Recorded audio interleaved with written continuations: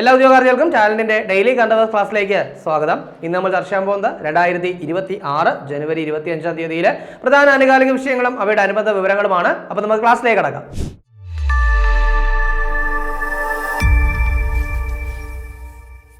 അപ്പോൾ 2026 ഒരുപാട് എക്സാംസ് വരാനുണ്ട്. പ്രത്യേകിച്ച് ഡിഗ്രി ലെവൽ എക്സാംസ് തന്നെ കുറേ ഉണ്ട് അല്ലേ. അതായത് university assistant, company board assistant, excise inspector, sub inspector of police, SBCD, ഇങ്ങനെ ഒരു വലിയ ലൈനപ്പ് ഉണ്ട്.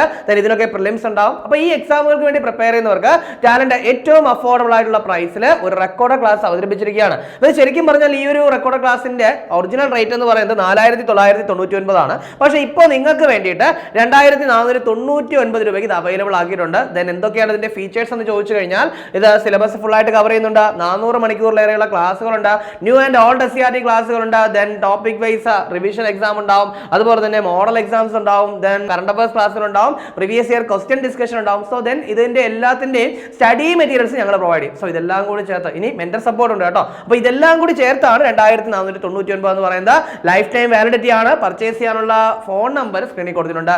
അതല്ലെങ്കിൽ ഡിസ്ക്രിപ്ഷൻ ലിങ്ക് കൊടുത്തേക്കാം. അതുവഴി നിങ്ങൾക്ക് പർച്ചേസ് ചെയ്യാവുന്നതാണ്. അപ്പോൾ പെട്ടെന്ന് പർച്ചേസ് ചെയ്യുക, പെട്ടെന്ന് പഠിച്ചു തുടങ്ങുക. ഇനി അതുപോലെ തന്നെ 10th ലെവൽ മെയിൻസ് എക്സാമിന് വേണ്ടി തയ്യാറെടുക്കുന്നവർക്ക്, പ്രത്യേകിച്ച് village field assistant, then വെബ്കോ LD, ഇനി 2027 LDC ഫോക്കസ് ചെയ്യുന്നവർക്ക് വേണ്ടിയിട്ട് ടാലന്റ് പുതിയ റെക്കോർഡ് കോഴ്സ് അവതരിപ്പിച്ചിട്ടുണ്ട്. ഇതിന്റെ റേറ്റ് വരുന്നത് 1499 ആണ്. ഇത് ഓഫർ പ്രൈസ് ആണ്. Original rate 2999.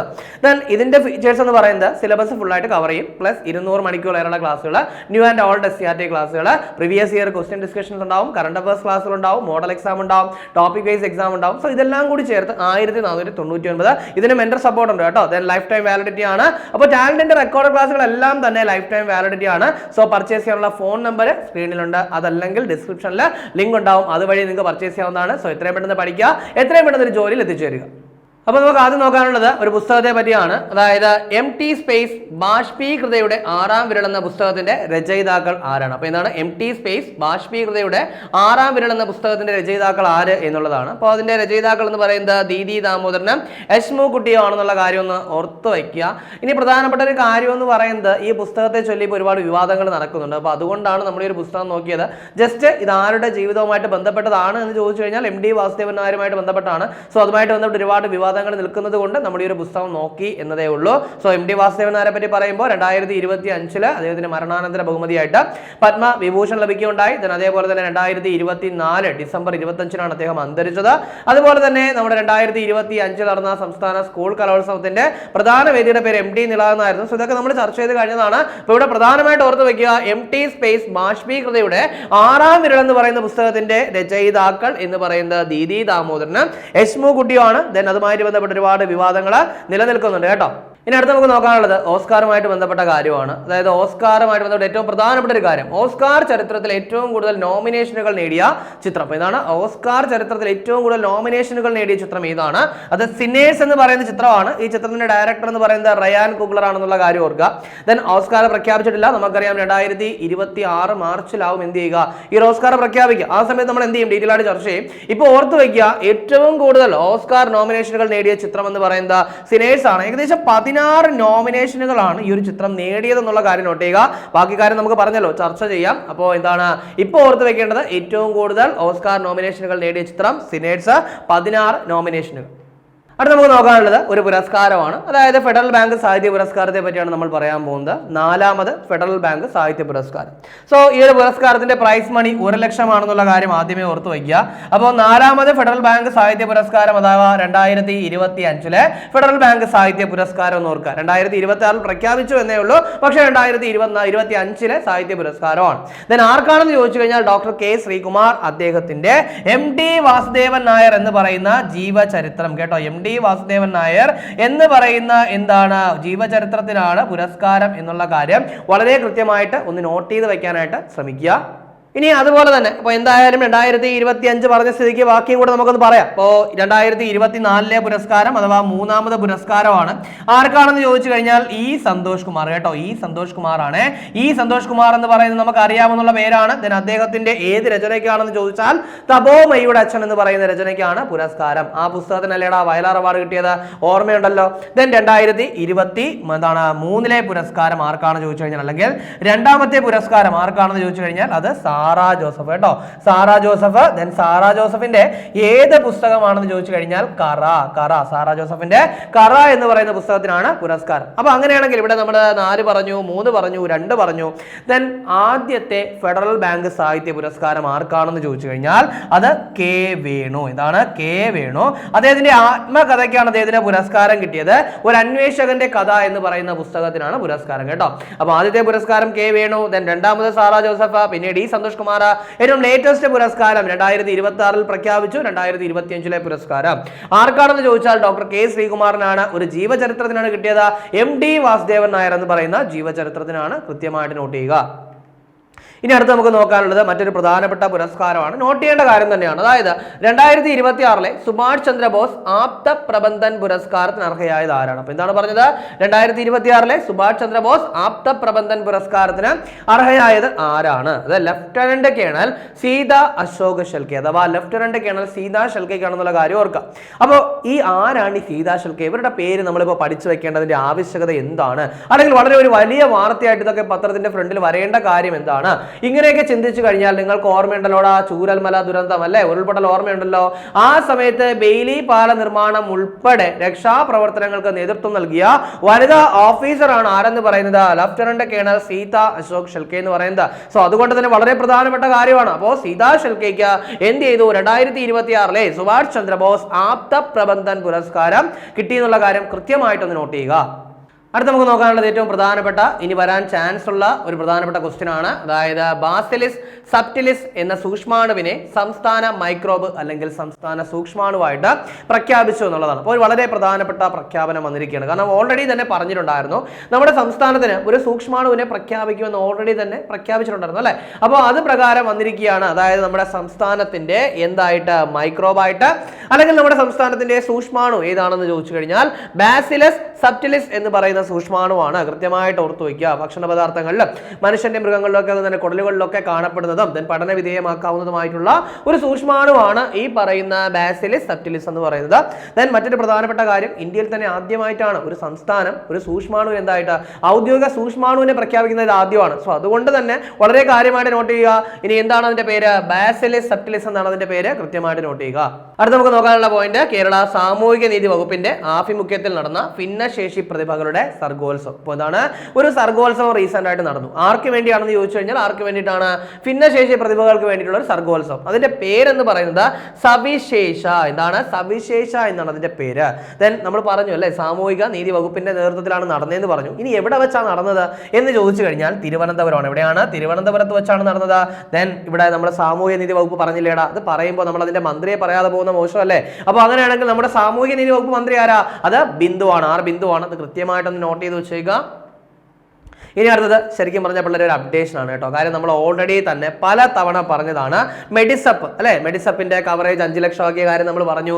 ആ സമയത്ത് നമ്മൾ പറഞ്ഞിരുന്നു 810 രൂപയാണ് പ്രീമിയം എന്ന് പറയുന്നത് അല്ലെ. മെഡിസപ്പിന്റെ പ്രീമിയം 810 രൂപ എന്നാണ് നമ്മൾ അന്ന് പറഞ്ഞത്. പക്ഷെ അതിലൊരു ചെറിയ വ്യത്യാസം വന്നിരിക്കുന്നു. അത് നിങ്ങൾ എന്ത് ചെയ്യുകയാണ്? ഒന്ന് അറിയിക്കുകയാണ്. അതായത് മെഡിസപ്പ് ഇൻഷുറൻസ് പദ്ധതിയുടെ പുതുക്കിയ പ്രതിമാസ പ്രീമിയം എത്രയെന്ന് ചോദിച്ചു കഴിഞ്ഞാൽ 687 കേട്ടോ. കാരണം GST ഒഴിവാക്കിയതിന് ശേഷം ഇപ്പൊ എത്രയാണ്? 687 രൂപയാണ് അതിന്റെ പ്രീമിയം ആയിട്ട് വരുന്നത്. സോ അത് കൃത്യമായിട്ട് നോട്ട് ചെയ്യുക. നമ്മൾ 810 എന്നാണ് പഠിച്ചു വെച്ചിരുന്നത്. അതുകൊണ്ടാണ് ഞാൻ പറഞ്ഞത് അപ്ഡേഷൻ പോയിന്റ് ആണ്.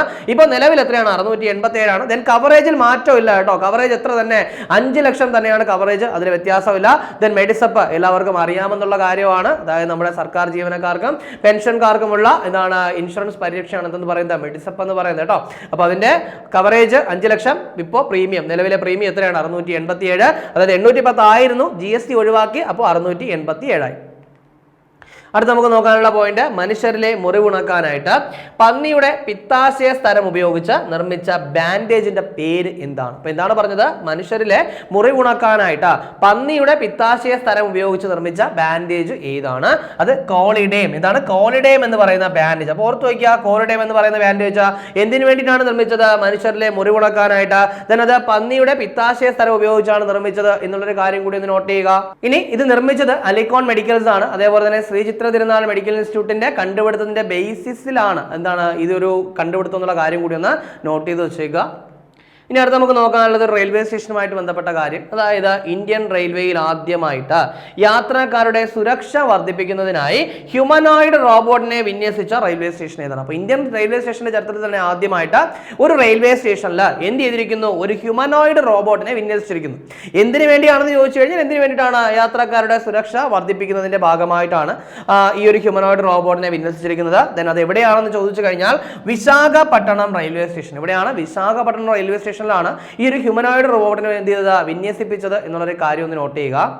ഇനി അതുപോലെ തന്നെ ആ ഒരു റോബോട്ടിന്റെ പേര് എന്ന് പറയുന്നത് ASC അർജുൻ എന്നാണ്. ASC അർജുൻ എന്നാണ് ആ റോബോട്ടിന്റെ പേരെന്ന് പറയുന്നത്. അപ്പോൾ അതുകൂടി ഒന്ന് കൃത്യമായിട്ട് ഓർക്കുക. ദെൻ RPFന്റെ ഭാഗമായിട്ടാണ് ഈ റോബോട്ടിനെ എന്ത് ചെയ്തിരിക്കുന്നത്? വിന്യസിപ്പിച്ചിരിക്കുന്നത്. അടുത്ത നമുക്ക് നോക്കാനുള്ള പോയിന്റ്, കർത്തവ്യ എന്ന പേരിൽ സെൽഫി അറ്റൻഡൻസ് സംവിധാനം നടപ്പിലാക്കിയ സംസ്ഥാനം ഏതാണ്? അപ്പോൾ എന്താണ് പറഞ്ഞത്? കർത്തവ്യ എന്ന് പറയുന്ന പേരിൽ സെൽഫി അറ്റൻഡൻസ് സംവിധാനം നടപ്പിലാക്കിയ സംസ്ഥാനം ഏതാണ്? ഇത് കർണാടകയാണ് എന്നുള്ളൊരു കാര്യം നോട്ട് ചെയ്ത് വയ്ക്കുക. അതായത് AI അധിഷ്ഠിതമായിട്ടുള്ള ഒരു അറ്റൻഡൻസ് സംവിധാനമാണ് എന്തെന്ന് പറയുന്നത്? കർത്തവ്യ.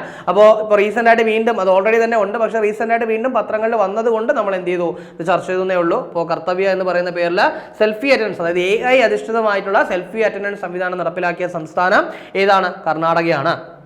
ദെൻ അതിനുശേഷം നമ്മുടെ പെൻഷനുമായിട്ട് ബന്ധപ്പെട്ട ഒരു കാര്യം, അതായത് നമ്മുടെ അടൽ പെൻഷൻ യോജന 2030-31 സാമ്പത്തിക വർഷം വരെ തുടരാനായിട്ട് കേന്ദ്ര മന്ത്രിസഭ അംഗീകാരം നൽകിയിരിക്കുന്നു. അപ്പോൾ ജസ്റ്റ് നോക്കിക്കഴിഞ്ഞാൽ നമ്മുടെ പ്രസ് ഇൻഫർമേഷൻ ബ്യൂറോയുടെ സൈറ്റിൽ വന്ന ഒരു ചെറിയൊരു അപ്ഡേഷൻ ആയിട്ടോ ഒരു വാർത്തയായിട്ടോ ഒരു റിപ്പോർട്ടായിട്ടോ നമുക്ക് കണക്കാക്കാവുന്ന കാര്യമാണ്. പക്ഷേ ഇതിൽ നമുക്ക് ഒരുപാട് കാര്യങ്ങൾ അറിയാനുണ്ട് കേട്ടോ.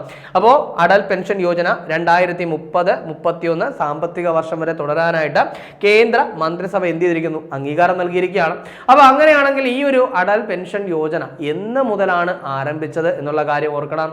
അതുപോലെ തന്നെ ആരൊക്കെയാണ് ഇതിന്റെ ഗുണഭോക്താക്കൾ എന്നുള്ള കാര്യം എന്ത് ചെയ്യണം? നമ്മൾ കൃത്യമായിട്ട് അറിഞ്ഞിരിക്കണം. സോ അങ്ങനെ നോക്കുവാണെങ്കിൽ എന്നാണ് ഈ ഒരു പദ്ധതി ആരംഭിച്ചതെന്ന് ചോദിച്ചു കഴിഞ്ഞാൽ 2015 കേട്ടോ. 2015 മുതലാണ് ഈ ഒരു പദ്ധതി എന്ത് ചെയ്യുന്നത്? ആരംഭിക്കുന്നത്. ഇതിന്റെ ഉദ്ഘാടനം നിർവഹിച്ചത് നരേന്ദ്രമോദിയാണ്. പശ്ചിമ ബംഗാളിൽ വെച്ചാണ് ഇതിന്റെ ഉദ്ഘാടനം നടന്നത്.